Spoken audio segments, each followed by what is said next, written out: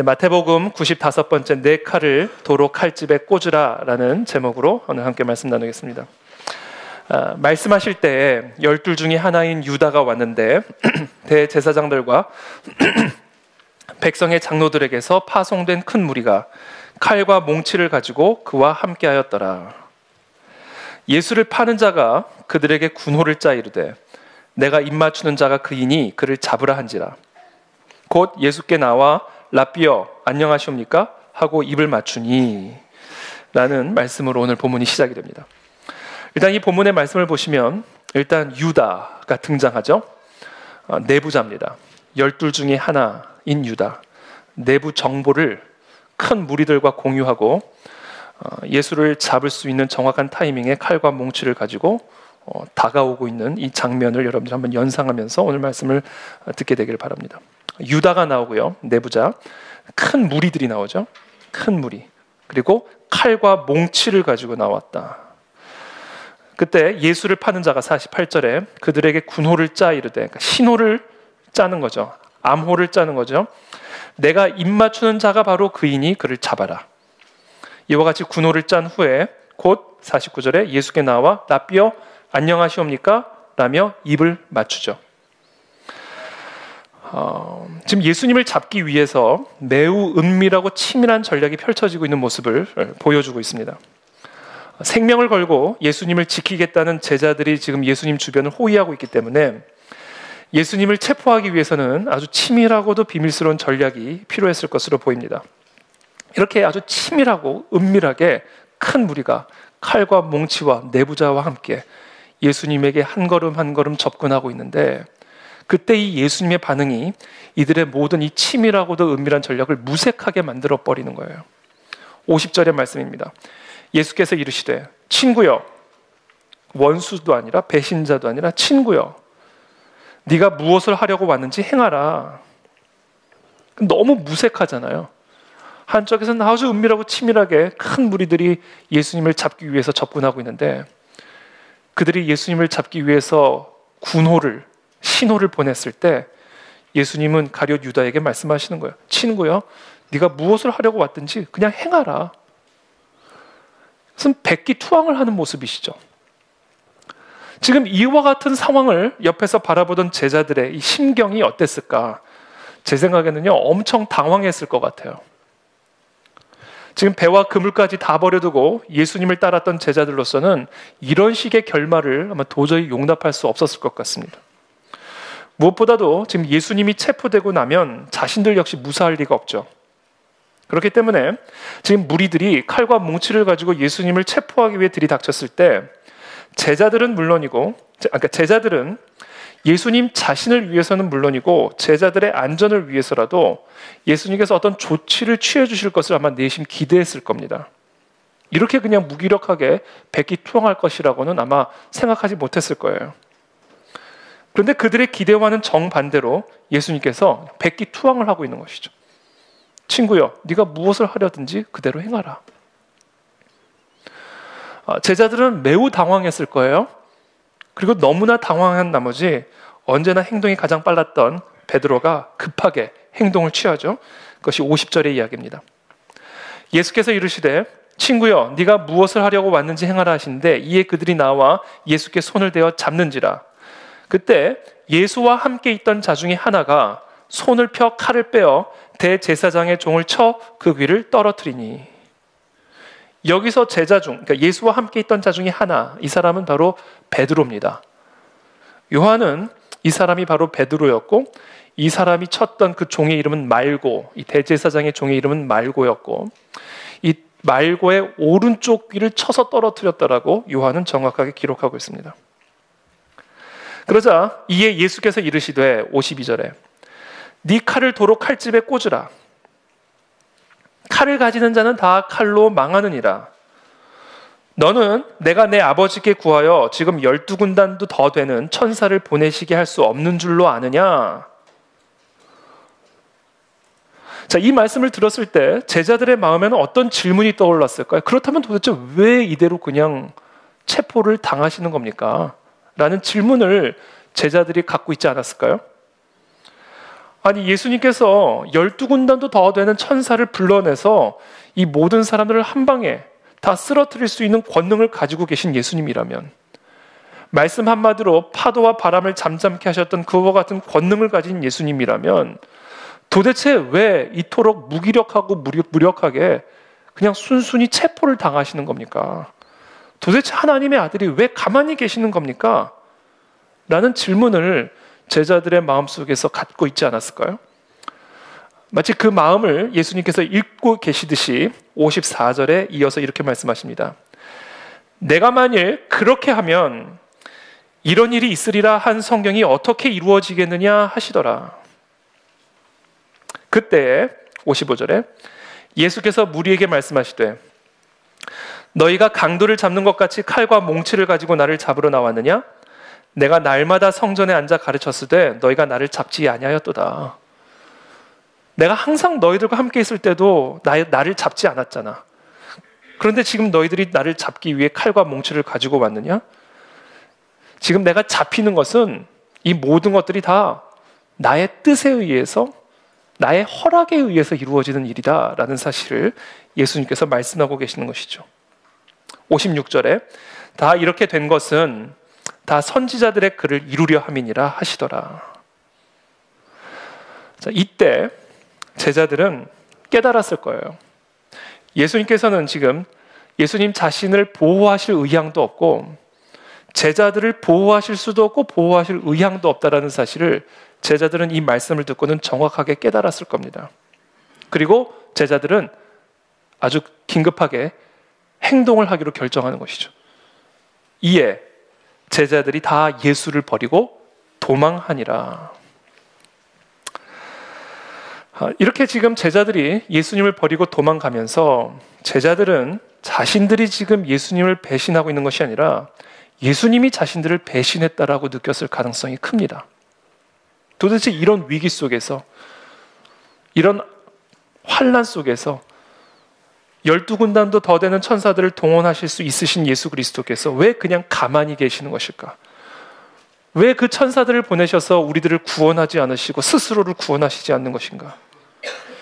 그냥 무기력하게 투항하시는 예수님을 바라보면서 제자들은 자신들이 예수님을 버리고 도망가는 것이 아니라 예수님이 자신들을 버렸다라고 생각했을 가능성이 큽니다. 그러나 지금 예수님께서 말씀하시는 것처럼 예수님은 지금 잡혀가고 계시는 것이 아니에요. 예수님은 제자들을 지금 버리고 계시는 것이 아닙니다. 예수님은 지금 선지자들의 글을 성취하고 계시는 중입니다. 하나님의 뜻을 이루어가고 계시는 중입니다.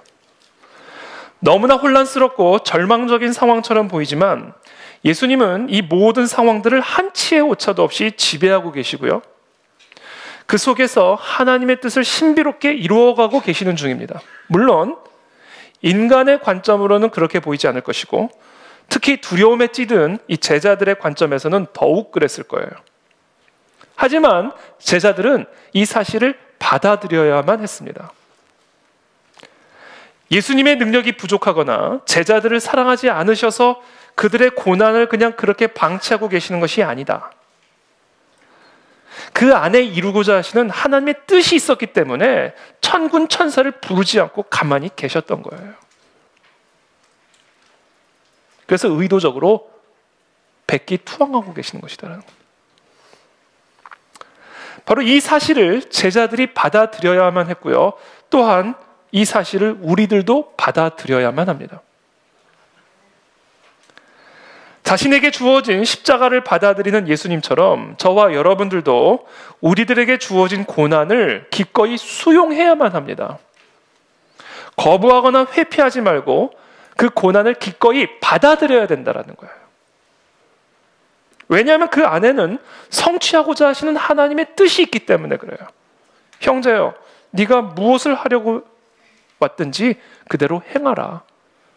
기꺼이 자신에게 주어진 이 고난을 수용하고 계시잖아요. 그 이유가 그 안에 하나님이 이루고자 하시는 뜻이 있었기 때문이다라는 거예요. 이 사실을 제자들은 받아들였어야만 하고 또한 저와 여러분들이 반드시 받아들여야만 된다라는 겁니다. 저는 이 시간 저 여러분들 모두에게 주어진 이 고난을 회피하거나 거부하지 말고 기꺼이 수용하게 되기를 축복합니다. 왜냐하면 그 안에 하나님이 이루고자 하시는 선하신 뜻이 있기 때문에 그렇다라는 거예요. 그래서 하나님이 12군단도 더 되는 천사들을 부르지 않으시는 거예요. 그것을 받아들여야만 하기 때문에. 물론 인간적인 관점으로는 그것이 보이지 않습니다. 그래서 때로는 고통스럽고 두렵기도 하죠. 그래서 우리에게 필요한 것이 있습니다. 나의 고난을 바라보는 인간적인 관점과 육신의 한계를 극복할 수 있는 하늘의 능력을 받아야만 합니다. 그래야 내게 주어진 이 고난을 기꺼이 수용할 수가 있어요. 예수님조차 그 능력을 받아야만 했습니다. 왜냐하면 육신을 갖고 계셨기 때문에 그렇습니다. 그래서 예수님에게 필요했던 것, 그리고 우리 모두에게 필요한 것이 바로 겟세마네의 기도다라는 거예요. 나의 원대로 마시옵고 아버지의 원대로 하옵소서. 이것이 우리의 삶의 유일한 소망이요 기도요 우리의 유일한 희망이 되어야 된다는 거죠. 나의 원대로 하지 마시옵고 오직 아버지의 뜻대로 되기를 원합니다. 내가 살든지 죽든지, 내가 높아지든 낮아지든, 내가 부요에 처하든 가난에 처하든 나의 삶을 통해 오직 하나님 아버지의 뜻만이 이루어지기를 원하나이다 라는 이 겟세마네의 씨름을 통해서 내게 주어진 이 고난을 기꺼이 수용해야만 한다라는 겁니다. 이 기도에 대한 응답으로서 예수님은 육신의 연약함을 이기고 고난 가운데 담겨진 하나님의 뜻을 받아들일 수 있는, 실행할 수 있는 능력을 받았다라는 거예요. 이것이 우리가 일어나 빛을 발할 수 있는 원리입니다.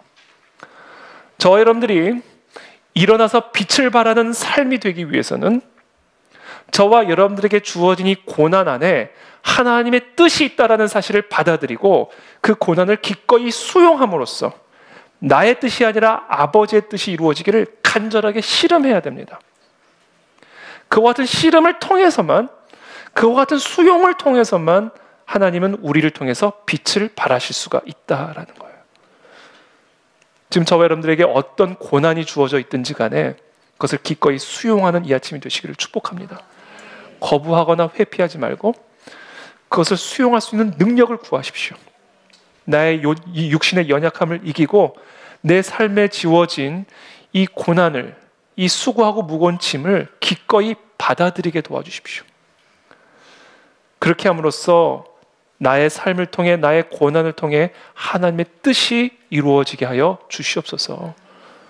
그것이 우리가 일어나서 빛을 발할 수 있는 원리다라는 겁니다. 자, 그렇다면 이 고난을 통해서 이루고자 하시는 하나님의 이 뜻은 무엇일까? 바로 구원입니다. 우리의 고난 안에 담겨져 있는 하나님의 선하신 뜻은 구원이에요, 구원. 우리에게 구원을 주시기 위함입니다.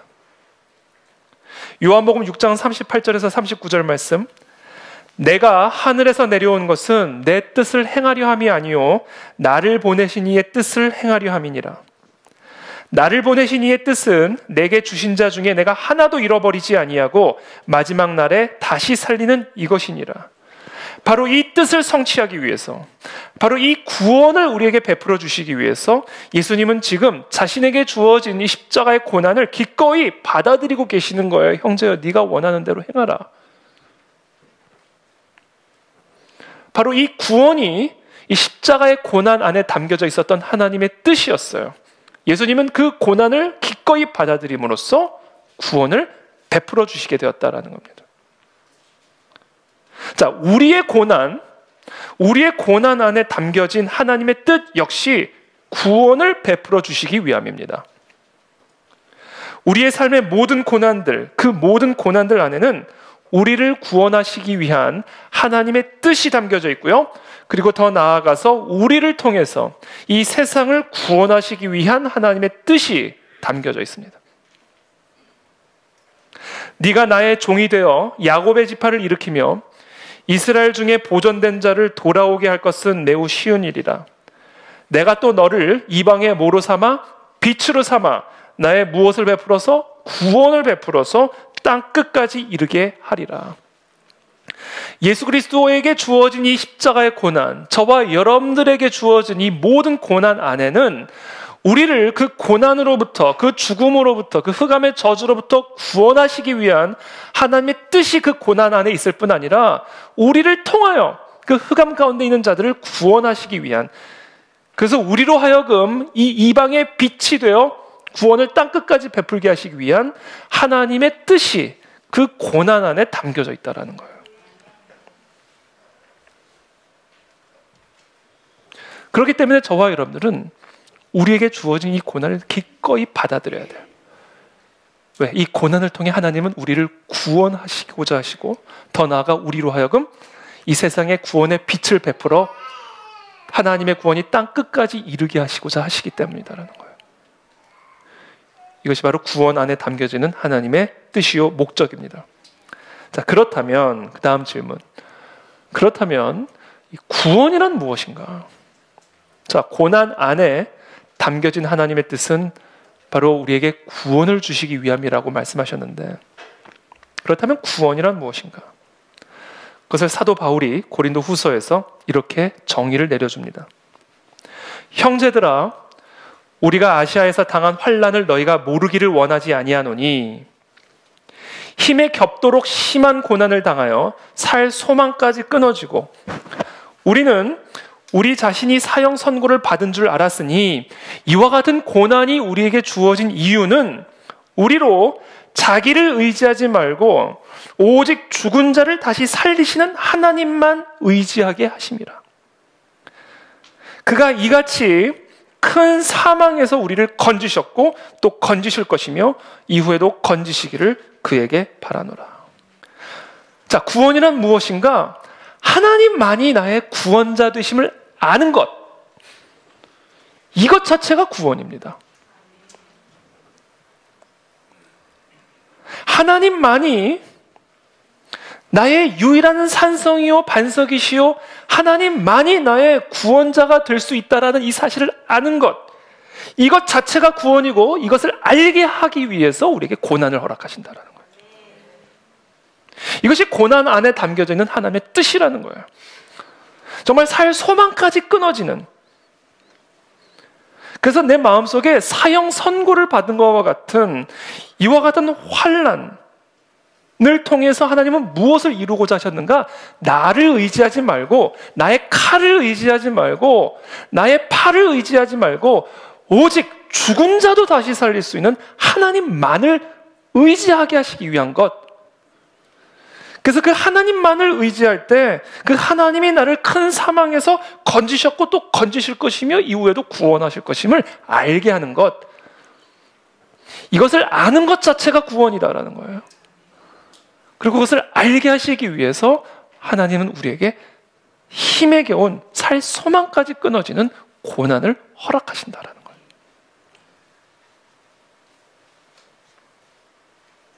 여러분, 하나님 외에는 지금 나를 이와 같은 상황 속에서 구원하실 수 있는 분이 없다라는 사실을 아는 것이 구원입니다, 여러분. 그것을 모르기 때문에 구원을 못 받는 거예요.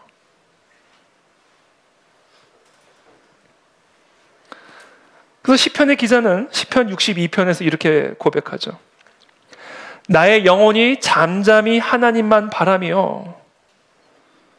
왜요? 나의 구원이 그에게서만 나오기 때문이다. 그래서 나의 영혼이 지금 잠잠히 하나님만 바라고 있다는 거예요. 오직 그만이 나의 반석이시오, 나의 구원이시오, 오직 그만이 나의 요새이시니 내가 크게 흔들리지 아니하리로다. 지금 내가 어떤 고난과 어떤 환난과 어떤 사망 가운데 빠져 있을지라도 나의 구원과 영광이 오직 하나님께 있으며 내 힘의 반석과 피난처도 오직 하나님에게만 있도다. 이것을 아는 것 자체가 구원이에요. 왜? 그것을 아는 자만이 하나님께로 나와 시시로 그를 의지하고 그의 앞에 마음을 토할 수 있기 때문에, 그렇게 해야만 우리는 그 하나님의 구원을 경험할 수 있기 때문에 하나님만이 나의 구원이시오, 하나님만이 나의 요새이시오. 모든 구원은 오직 여호와 하나님으로부터만 나온다는 사실을 아는 것 자체가 구원이라는 거예요. 그것을 알게 하시기 위해서 고난을 허락하신다는 겁니다.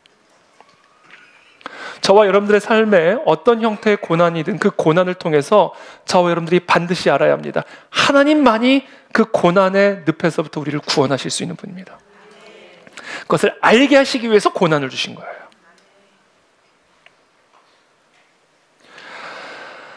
베드로가 이 겟세마네의 동산, 이 심각한 상황 속에서 편안하게 잠을 잘 수 있었던 비결을 제가 오늘 이 본문을 묵상하다가 깨달았습니다. 본문에는 기록이 되어 있지 않았지만 아마 코도 골았을 거예요. 그렇게 이 심각한 상황 속에서 코를 골면서 편안하게 잠을 잘 수 있었던 그 이유, 믿는 구석이 있었기 때문에 그래요. 그 믿는 구석이 뭐였는지 아세요? 자기 칼이었어요. 그걸 알았어요. 여차하면 칼을 끄집어낼 준비를 하고 잤던 겁니다. 우리가 우리의 고난으로부터 벗어나기 위해서 얼마나 많은 경우 베드로처럼 열심히 내 칼을 끄집어내어서 휘둘렀습니까? 근데 그것이 효력이 있던가요? 그렇게 해서 뭐가 변화가 되는 일이 있었습니까? 아마 베드로는 열심히 그 칼을 갈고 이 칼을 의지하고 잠을 잤을 거예요. 근데 그 칼이 할 수 있는 일이 뭐예요? 기껏 해봐야 종의 귀 떨어뜨리는 일밖에 안 되잖아요. 아니면 대제사장을 자른 것도 아니고 대제사장의 종의 심장을 찌른 것도 아니고 오른쪽 귀 하나 달랑 떨어뜨려버려요. 이게 우리의 칼을 가지고 할 수 있는 것의 전부예요. 여러분, 공기만 가르지 아무것도 못 갈라요. 그러니까 우리의 삶 속에 우리에게 주어진 이 고난을 해결하기 위해, 이 고난으로부터 벗어나기 위해서 얼마나 많은 경우 나의 칼을 끄집어내다가 휘둘러 봤냐는 것이죠. 그리고 얼마나 많이 해봤습니까?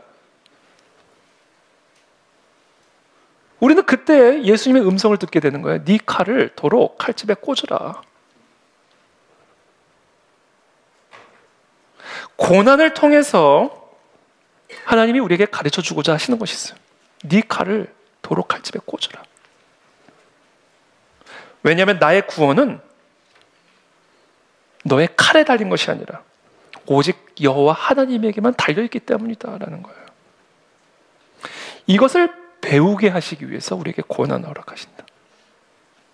하나님만이 나의 칼이요, 하나님만이 나의 방패시며 하나님만이 나의 구원이 되심을 배우는 곳, 그것이 고난이에요. 그리고 이것을 배우는 곳이 광야입니다. 광야는 하나님만이 나의 구원이 되심을 배우는 장소예요. 광야는 하나님만이 나의 구원이 되심을 경험하는 장소입니다. 저와 여러분들이 지금 광야를 통과하고 계신다면 하나님이 우리에게 광야를 허락하신 이유와 목적은 하나예요. 하나님만이 나의 구원이 되심을 깨우쳐 주시기 위해서. 그래서 나의 칼을 다시 내 칼집에 도로 꽂게 하시기 위함이다. 저는 오늘 이 아침에 이 고난으로부터 벗어나기 위해 휘두르고 있는 이 모든 칼을 다시 칼집에 꽂아 넣게 되기를 축복합니다. 그리고 여호와 하나님만이 우리의 구원이 되심을 정확하게 선포하고 그분 앞에 우리의 모든 마음들을 토설하고 의지하는 이 아침이 되시기를 축복합니다. 그것이 광야의 목적이에요. 그것이 우리에게 고난을 허락하신 목적이에요. 그것이 바로 이 고난의 순간에 12군단도 더 되는 천사를 부르실 수 있는 하나님이 침묵하고 계시는 이유입니다. 성경은 범사에 기한이 있고 천하만사가 다 때가 있다라고 말씀하셔요. 우리의 삶에는요, 시기들이 있어요. 시기들. 전도서 3장의 말씀인데요. 울어야 할 때가 있고 웃을 때가 있고요. 기뻐해야 할 때가 있고 슬퍼해야 할 때가 있고, 앉아야 할 때가 있고 일어서야 할 때가 있고, 싸워야 할 때가 있고 싸우지 말아야 할 때가 있고, 다 때가 있다는 겁니다. 시기가 있다는 거예요. 그래서 우리가 우리에게 주어진 이 삶의 때와 시기 가운데 올바른 행동을 하기 위해서는 그 시기가 어떤 시기이며 그 시기의 목적이 무엇인지를 정확하게 이해하고 있어야 돼요.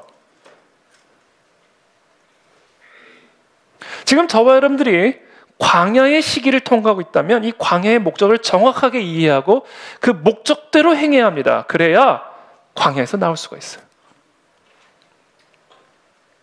저는 이번 주간에 이 말씀을 묵상하는 가운데 제가 광야에 있다라는 사실을 새삼 깨닫게 되었어요. 지금 제가 광야에 있더라고요. 전 몰랐어요. 광야에 있더라고요. 광야는 어떤 곳인가?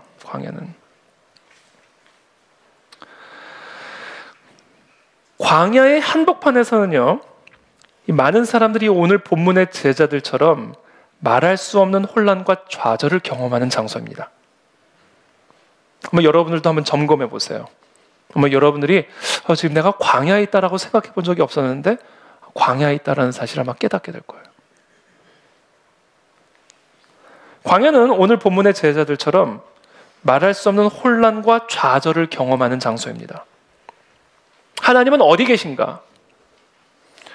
하나님은 나를 지금 버리셨는가? 하나님은 지금 나의 기도를 듣고는 계시는 것일까? 아니면 정말 하나님은 살아계신 것인가? 지금 내가 어디를 향해 가고 있는지, 내가 앞으로 가고 있는지 뒤로 가고 있는지, 아니면 그냥 그 자리에 서 있는지 도무지 알 수 없기 때문에 두려운 시기, 두려운 장소, 그것이 광야입니다. 만약에 지금 이런 과정을 통과하고 계신다면 저와 여러분들은 지금 광야를 통과하고 있는 거예요. 특별히 광야에서는 모든 것이요, 우리의 꿈과는 정반대 방향으로 향하는 것처럼 보입니다. 아니, 약속의 땅을 눈앞에 두고 엉뚱한 길로 인도하시잖아요. 그러니까 시간이 가면 갈수록 약속의 땅으로 가까워져야 되는데 약속의 땅에서 계속해서 멀어져 가는 거예요. 분명히 젖과 꿀이 흐르는 땅이라고 그랬는데 돌멩이만 굴러다니는 광야를 계속해서 배워가게 되는 거죠. 우리가 광야의 시기, 광야에 들어갔을 때는 하나님이 내게 주신 약속과 꿈과 반대 방향으로 가는 것처럼 느껴집니다. 광야에서는 아무런 성장과 발전이 느껴지지 않을 거예요. 오히려 후퇴하고 있는 느낌이 들 겁니다. 불필요한 시간, 낭비되는 시간처럼 느껴지는 곳, 그것이 바로 광야입니다. 근데 여러분, 그것은 우리의 느낌일 뿐 실상은 그와 정반대라는 사실을 여러분들이 꼭 기억하셔야 됩니다. 이것을 꼭 기억하셔야 돼요. 광야에서의 시간은 낭비되는 시간이 아니라 준비되는 시간이라는 사실을 여러분들이 꼭 기억하셔야 됩니다. 물론 느낌은 그렇지 않을 거예요. 그러나 실상은 그렇지 않다. 마치 엄마 뱃속에 있는 아기가 10개월의 시간을 허비하고 있는 것이 아니라 10개월 이후의 삶을 준비하고 있는 것처럼 광야의 시간은 광야 이후의 삶을 준비하고 있는 시간이라는 사실을 저와 여러분들이 꼭 기억하셔야 됩니다. 그래서 여러분, 일어나 빛을 발하는 사람들은요, 예외 없이 광야에서 많은 시간들을 보냈어요. 모세가 120년을 살았는데 그 중에 40년만 애굽의 왕자로 살았고요. 80년은 광야에서 살았어요. 요셉, 어린 나이에 노예로 팔려가가지고 젊은 시절을 광야에서 배회하던 사람입니다. 그러나 그 광야는 바로 그 광야 이후의 삶을 준비하는 시간이었다는 사실을 요셉이 나중에 알게 되죠. 이 모든 것들이 다 하나님의 선하신 뜻 가운데 있었다는 것을 자신을 팔아먹은 광야로 내몰아버린 형들에게 설명해 주잖아요. 다윗의 광야, 사울 왕의 살의를 피해 여기저기 헤매다니다가 아둘람 굴에 머물게 되죠. 숨어 지내게 되죠. 이 아둘람 굴은 다윗의 삶에 말할 수 없는 광야였습니다. 근데 그곳에서 어떤 일이 일어나죠? 400명의 빚진 자, 원한이 많은 자, 실패한 사람들 400명과 함께 그 아둘람 굴에 모이게 되죠. 그리고 이들이 결국 나중에 다윗이 왕이 되었을 때 다윗 왕조의 아주 핵심적인 인물들이 다 되어지죠. 그러니까 이 아둘람 굴은 그 아둘람 굴 이후의 삶을 준비하는 시간들이었다라는 거예요. 물론 그 당시는 그것을 느끼지 못했을 겁니다. 무엇보다도 예수님의 광야를 보세요. 많은 사람들이 예수님이 광야에 머문 시간을 40일로 생각하는데 천만의 말씀입니다. 예수님이 광야에 머무셨던 시간은요 30년이에요. 그 중에 그 40일만 기록이 됐을 뿐이에요. 33년의 삶 중에서요 30년을 광야에서 준비하셨습니다. 3년을 위해서 30년을 준비하셨다. 어디서? 광야에서. 그러니까 광야는요 인간의 관점으로는 허비되고 낭비되는 시간으로 보이지만 사실은 그 광야 이후의 삶을 위해서 준비되어지는 시간이라는 사실을 우리는 반드시 기억해야 돼요. 이것을 사람들이 잘 모르기 때문에 광야에 들어가서요 사람들이 패닉에 질러요. 패닉에 질려버려요. 공포에 사로잡힙니다. 그래서 지혜롭지 못한 그런 처신들을 하는 경우들이 많이 있어요. 대표적인 예, 장소를 옮겨. 아니 여러분 장소를 옮기면 광야에서 나오나요? 그러니까 광야의 시기가 시작이 되면요 사람들이 패닉에 질려버리니까 지혜롭게 처신을 하게 된, 지혜롭지 못하게 처신을 하는데 그 대표적인 케이스가 직장을 옮겨버려요. 사람을 바꿔버려요. 아니 그러면 광야가 끝납니까? 그건 오해다라는 거예요. 오해. 그러니까 무슨 장소를 옮기거나 사람을 바꾸거나 뭐 환경을 바꾸면 광야에서 벗어날 줄로 알고 자기 칼을 끄집어가지고 막 휘두르는 거예요. 고난을 이겨보려고, 고난을 피해보려고. 바람 가르는 소리만 들리는 거죠.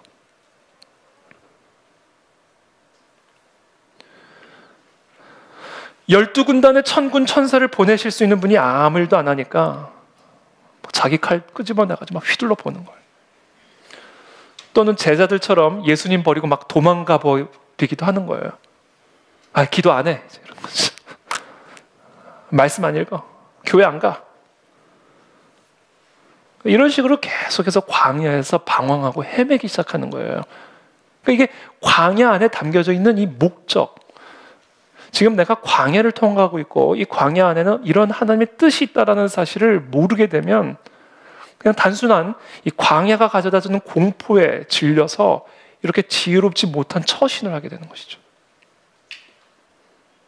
이처럼 하나님이 우리에게 광야를 허락하신 이유를 이해하기도 전에 탈출구부터 찾아 헤매기 시작하게 되면요 어떤 결과를 초래하게 되는지 아세요?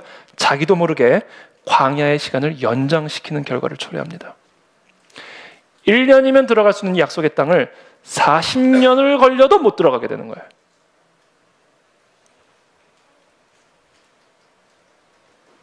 아니, 1년이면 벗어날 수 있는 그 시간에 끊임없이 불평하잖아요.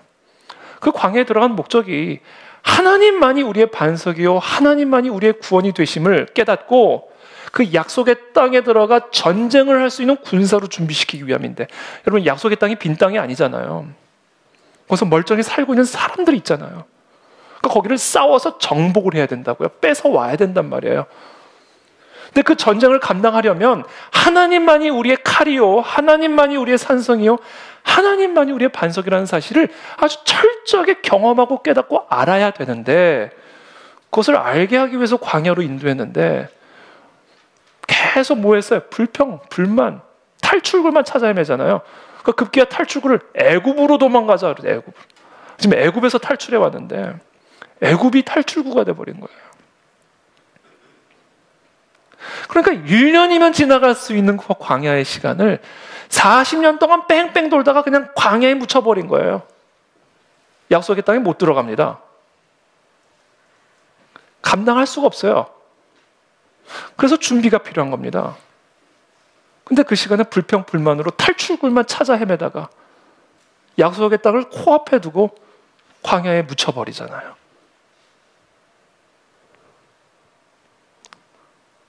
그래서 사도 바울이 이러한 일들을 기록을 하면서 고린도전서에 이렇게 이야기하는 거예요. 그들에게 일어난 이런 일은 본보기가 되고 또한 말세를 만난 우리를 깨우치기 위하여 기록되었느니라. 그럼 특별히 우리가 광야에 들어가게 되면요, 우리가 우리의 죄 때문이라고 생각해서 자책하는 경우들이 많이 있습니다. 내가 죄를 지었기 때문에, 내가 실수해서 어리석어서 내가 결국 이런 광야에 들어오게 되었구나라며 자기 스스로를 자책하는 경우들이 있습니다. 물론 우리의 죄 때문 또는 우리의 어리석은 선택 때문에 광야에 들어가는 경우도 분명히 있습니다. 하지만 그런 경우라 할지라도 우리는 분명히 알아야 돼요. 하나님은 우리의 죄를 용서하시는 분이시고요. 또 우리의 연약함을 너무나 잘 이해하고 계시는 분입니다. 그러므로 죄로 인하여 또는 우리의 어리석음으로 인하여 인생의 메마른 광야를 걷게 되었다고 해도 우리가 하나님 앞에서 다시 바로 서고 회개하게 되면 그 하나님은 우리에게 가르치고자 하시는 것을 다시 가르쳐 주시고 우리가 마땅히 준비되어져야 될 것들을 준비시킨 뒤에는 그 광야에서 벗어나게 하실 것입니다. 중요한 것은 어떤 이유로 광야에 들어가게 되었든지 간에 광야는 약속의 땅에 들어가기 위해 준비되어지는 시간이라는 사실이에요. 그리고 그 준비의 핵심은 바로 하나님만이 나의 구원이심을 아는 것이다 라는 거예요.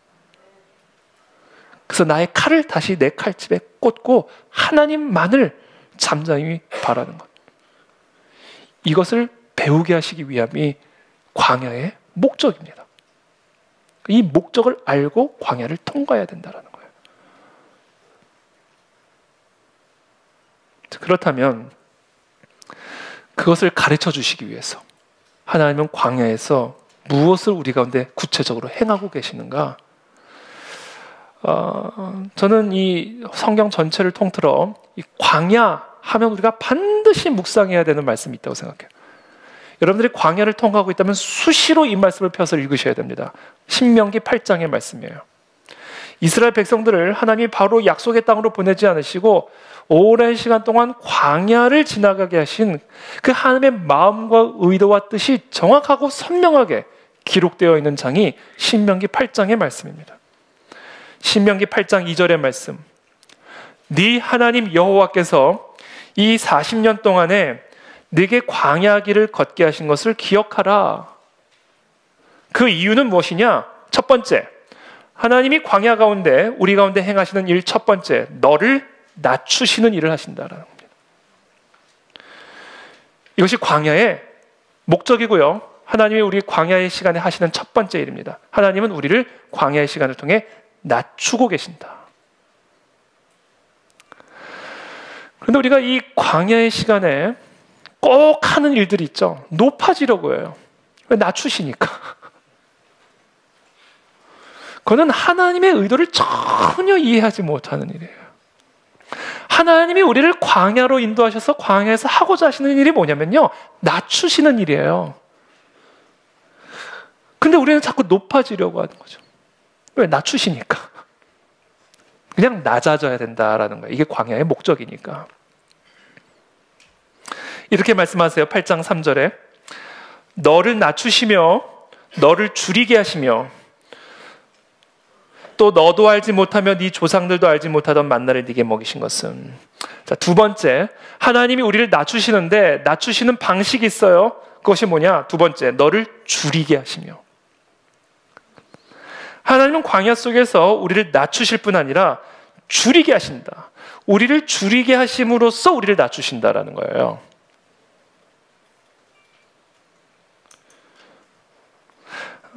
우리가 언제 낮아지느냐면요, 굶주리게 되면 낮아집니다. 하나님은 나를 낮추시기 위해서 지금 나를 줄이게 하시고 있다라는 거예요. 이게 광야에서 하나님이 하시는 일입니다. 근데 제가 이 말씀을 가만히 묵상을 해보는데 가만히 보니까 이 사람들이 굶주린 게 아니에요. 8장 3절을 자세히 한번 뜯어보세요. 뜯어보시는 거예요. 자세히 한번 살펴보세요. 너를 낮추시며 너를 줄이게 하시며. 근데 가만히 보니까 너도 알지 못하며 네 조상들도 알지 못하던 만나를 네게 먹이셨다, 이렇게 기록이 되어 있어요. 그러니까 이 이스라엘 백성들이 지금 광야의 시간을 보내면서 그냥 굶주린 게 아니에요. 먹었어요. 무엇을 먹였는가? 너도 알지 못하며 네 조상들도 알지 못하던 만나를 네게 먹이셨다라고 기록이 되어 있습니다. 이게 광야에서 하나님이 하시는 일이에요. 우리를 낮추시고 우리를 줄이게 만드시는데 가만히 보니까 분명히 먹이셨어요. 굶주린 게 아니었단 말입니다. 다만 이들이 그동안 알지 못했던 것을 먹이셨을 뿐이에요. 이들에게 익숙했던 양식이 아니라, 이들이 원했던 양식이 아니라 이들이 알지 못했던 것, 평생 한 번도 먹어본 적도 없고 평생 원해본 적도 없고 평생 필요로 해본 적도 없었던 것을 하루도 빠짐없이 먹이셨던 것, 그것이 광야였다는 거예요. 이것이 바로 광야에서 하나님이 하고 있는 일이다라는 거예요. 그러니까 광야에서 하나님이 우리를 줄이게 하심으로 낮추셨다라는 말씀은 무엇을 의미하는 거냐면, 내가 평생 나의 양식으로 삼았던 것에 대해서는 줄이게 하시고 내가 한 번도 양식으로 여기지 않았던 것, 그것을 매일같이 먹이셨다는 얘기예요. 이것이 지금 우리 광야 속에서 행하고 계시는 일이고 행하기 원하시는 일이다라는 겁니다. 평생 나의 힘이요 나의 기쁨의 원천으로 삼았던 양식에 대해서는 철저하게 줄이게 만드심으로 낮추시고, 나에게 힘이 되고 기쁨을 가져다 줄 거라고는 생각해 본 적도 없었던 진짜 참된 양식을 매일같이 먹이시는 그 일을 지금 행하고 계신다라는 거예요. 저는요, 제가 이 말씀이 나의 능력이 될 거라고는 상상도 해본 적이 없었던 사람입니다. 저는 이 기도가 내 삶의 기쁨의 원천이요 능력의 원천이 될 거라고는 상상도 해본 적이 없었던 사람이에요. 제 기쁨의 원천은 점점점이었어요. 제 능력의 원천은 땡땡땡이었다고요. 알고 싶은 분은 카톡을 보내주세요. 그러니까 제가 제 삶에 이 하나님의 말씀이 진짜 내 삶의 양식이구나, 이 하나님의 말씀이 진짜 내 능력의 원천이구나, 정말 나를 이 흑암으로부터 구원할 수 있는 유일한 길은 바로 이 위에서부터 내려오는 여호와의 입에서 나오는 이 하나님의 말씀이구나라고 생각해 본 적이 없었던 사람이라니까요. 필요로 해본 적도 없었던 사람이라니까요. 그것을 배우게 된 거예요. 언제? 고난을 통해서, 광야의 시간을 통해서. 나의 칼이 아무 소용이 없다라는 것을 경험하고 깨닫는 그 순간,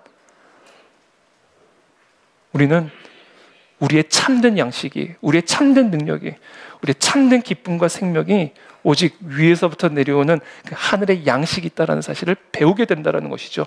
그것을 배우는 기간이 광야라는 거예요. 그것이 여기서 줄이게 하셨다는 것의 의미입니다. 저는 이 광야의 기간을 통해서 저와 여러분들이 한 번도 양식으로 여기지 않았던 그것을 여러분들의 생명과 같은 양식으로 여기게 될 줄로 믿습니다. 그 같은 역사가 일어나는 것이 광야예요. 내 삶의 기쁨의 원천이라고는 생각해 본 적도 없었던 예배가, 내 삶의 능력의 원천이라고는 한 번도 생각해 본 적도 없고 필요로 해본 적도 없었던 기도가, 금식이 내 삶의 능력이 됨을 깨닫고 내 삶의 기쁨의 원천이 됨을 깨닫는 곳, 그것이 광야다라는 거예요. 그것을 깨우쳐 주시기 위해서 하나님이 우리를 고난으로, 광야로 인도하신다는 거예요. 그것을 깨닫는 것이 구원이니까. 그래서 신명기 8장 3절에서 이렇게 말씀하시는 거예요. 너를 낮추시며 너를 줄이게 하시며 또 너도 알지 못하며 네 조상들도 알지 못하던 만나를 네게 먹이신 것은 사람이 떡으로만 사는 것이 아니요 여호와의 입에서 나오는 모든 말씀으로 사는 줄을 네가 알게 하려 하심이라. 이것이 바로 광야의 목적이요, 이것을 아는 것이 구원이다. 그러므로 약속의 땅은 바로 이 새로운 양식으로 살아가는 자들만이 들어갈 수 있는 땅입니다. 약속의 땅은 이 새로운 양식을 자신의 유일한 힘이요 기쁨의 원천으로 삼는 자들만이 감당할 수 있는 땅입니다. 그리고 그러한 자들만이 우리의 육신의 연약함을 이기고 일어나 이 땅에 빛을 발할 수 있는 하나님의 사람으로 세워질 수 있는 길이다라는 거예요. 그래서 예수님이 굳이 12군단을 부르실 수 있음에도 불구하고 스스로 투항하심으로써 제자들을 그와 같은 광야 가운데 방치하시는 것이죠. 왜? 그것을 받아들여야만 나의 구원이 나의 칼에 있는 것이 아니라 하나님에게 있음을 배우게 되기 때문이라는 겁니다. 그런 의미에서 우리가 지금 통과하고 있는 이 광야는 땅의 양식, 육신의 양식만으로 살아가던 육신의 사람들을 그동안 한 번도 맛본 적도 없고 필요로 하거나 원해본 적도 없었던 위로부터 내려오는 하늘의 양식으로 살아가는 영의 사람으로 체질 변화를 일으키시는 시간이라는 사실을 여러분들이 꼭 기억하셔야 돼요. 왜 우리가 건강 체크할 때 다이어트 하잖아요. 영양 불균형들을 우리가 측정하잖아요. 딱 체지방 이런 거 검사하고 뭐는 덜 먹고 뭐는 많이 먹으라 그러잖아요. 줄이는 게 아니에요. 내가 원하는 걸 못 먹을 뿐이에요. 대신 내게 필요한 것을 먹어야 되는 시간이죠. 그것이 광야입니다. 광야. 자, 이와 같은 시간을 기꺼이 받아들이고, 그리고 이와 같은 시간 안에 담겨져 있는 하나님의 뜻을 기꺼이 받아들이고 통과하는 자들만 일어나서 빛을 발할 수가 있습니다. 자, 이 말씀을 사도 베드로는 이렇게 표현했어요. 베드로전서 5장 6절의 말씀입니다. 그러므로 하나님의 능하신 손 아래서 겸손하라. 때가 되면 너희를 높이시리라. 여러분, 겸손이란 뭐예요? 하나님의 전능하신 손 아래 거하는 삶이 겸손입니다. 광야의 목적, 고난의 목적은 곧 우리로 하여금 이 겸손을 배우게 하시기 위함이에요. 하나님의 전능하신 손 아래 거하는 이 겸손을 배우는 것, 이것이 구원이에요. 이 사도 베드로는 이 겸손을 배우기 위해서 무엇을 배우라고 이야기하냐면 하나님의 손이 능하신 손이라는 사실을 배워야 된다라고 이야기하십니다. 하나님의 손이 전능하신 손임을 배워야 된다. 그래야 우리가 그 능하신 손 아래에서 겸손할 수 있다. 그리고 그 겸손을 가져야만 구원을 받을 수 있다. 모든 것이 여러분 하나님의 손에 달려있음을 여러분들이 배우셔야 됩니다. 개인의 운명, 가정의 운명, 교회의 운명, 나라와 민족의 운명, 이 땅의 모든 역사의 운명이 오직 한 분, 하나님의 전능하신 손 아래 달려있음을 우리 모두가 배워야 돼요. 이 사실을 배워야만 겸손해질 수 있고, 겸손해져야만 우리는 약속의 땅으로 들어가 빛을 발하는 이방의 빛이 될 수 있다라는 거예요. 그래서 예수님은 오늘 베드로에게, 우리들에게 말씀하는 거예요. 네 칼을 도로 너의 칼집에 넣어라. 그리고 겸손을 배우라. 모든 것이 너의 칼에 달린 것이 아니라 나의 손에 달려 있음을 배우라. 나의 이 전능하신 손 아래에서 겸손히 배우라. 이것이 흑암과 사망의 저주로부터 구원을 받을 수 있는 길이요, 이 세상에 빛을 발할 수 있는 유일한 길이다라는 거예요. 우리는 이 능하신 손을 배워야 돼요. 근데 여기서 마지막으로 한 가지 제가 짚고 넘어가고 싶은 부분이 있어요. 그건 뭐냐면 하나님의 손이라는 표현이에요. 하나님의 능하신 손 아래서 겸손하라고 얘기하시는데, 여러분 하나님에게 손이 있습니까? 여러분 하나님에게 발이 있습니까? 하나님에게는 손이 없어요. 하나님에게는 발이 없습니다. 하나님은 육체를 갖고 계신 분이 아니라 영이신데요. 이제 하나님의 손 아래에서 겸손하라라는 말씀은, 이 하나님의 손은 바로 이 하나님의 능력을 의미하는 비유입니다. 그러니까 하나님의 손이라고 하는 것은 하나님의 능력을 드러내는 손, 하나님의 하나님 되심을 드러내는 그 전능하신 손을 비유적으로 표현하고 있는 거예요. 자, 그렇다면 그 하나님의 능력을 드러내는 손은 무엇인가? 이 하나님의 전능하심, 하나님의 하나님 되심을 드러내는 그 능하신 손은 무엇을 의미하는 것인가? 그것은 곧 하나님의 말씀을 의미하는 겁니다. 여러분, 하나님은 세상을 손으로 창조하지 않으셨어요. 하나님은 세상을 말씀으로 창조하셨습니다. 하나님은 하나님의 발로 우리에게 찾아오시는 분이 아니에요. 하나님은 하나님의 말씀으로 우리에게 찾아오시는 분입니다. 이에 저희가 그 근심 중에서 여호와께 부르짖음에 그 고통에서 우리를 구원하시되, 하나님이 우리를 고통에서 구원하시는데 어떻게 구원하시는가? 저가 그 말씀을 보내어 저희를 고치사 위경에서 건져내시는도다. 하나님이 우리를 무엇으로 구원하시는가? 하나님이 우리를 구원하기 위해서 무엇으로 오시는가? 발로 오시는 게 아니에요. 말씀으로 오신다라는 거예요. 말씀. 그러므로 하나님의 말씀이 곧 하나님의 능력이요, 하나님의 말씀이 곧 하나님의 능하신 손입니다. 그러므로 하나님의 능하신 손 아래 겸손하라는 말씀은 하나님의 이 말씀의 권위 아래 겸손하라. 이 말씀의 권위 아래 굴복하라. 더 나아가 이 말씀을 순종하라라는 의미예요. 이 하나님의 말씀에 굴복하여 이 말씀에 순종하는 그 사람의 손을 통해 하나님의 능하신 손이 나타날 것이고, 이 하나님의 능하신 말씀에 순종하는 그 발을 통하여 하나님의 그 능하신 발이 드러나게 될 것이다라는 거예요. 일어나 빛을 발하라는 얘기는요, 일어나 하나님의 능하신 손을 너의 손으로 보이라는 이야기죠. 일어나 하나님의 전능하신 그 입술의 권능을 너의 입술을 통해 드러내라는 이야기죠. 하나님의 그 능하신 발을 너의 발을 통해서 드러내라는 이야기죠. 그 비결이 무엇인가? 하나님의 말씀을 내 손으로 순종할 때, 그때 내 손을 통해서 하나님의 빛이 발해지는 거다. 하나님의 말씀대로 내가 발걸음을 옮길 때, 그때 이 발걸음을 통해 하나님의 빛을 발하게 된다는 거예요. 이것이 바로 구원의 길이고, 이것을 가르쳐 주시기 위함이 하나님께서 우리에게 고난과 광야를 허락하신 이유요 목적이다라는 겁니다. 저와 여러분들 모두가 이 고난과 광야의 시간을 통해서 결국은 이 순종을 배우시게 되기를 축복합니다. 나의 뜻이 아니라 하나님의 뜻을 구하는 이 처절한 겟세마네의 기도가 회복되기를 축복합니다. 그때만 우리는 일어나 빛을 발할 수가 있는 거예요.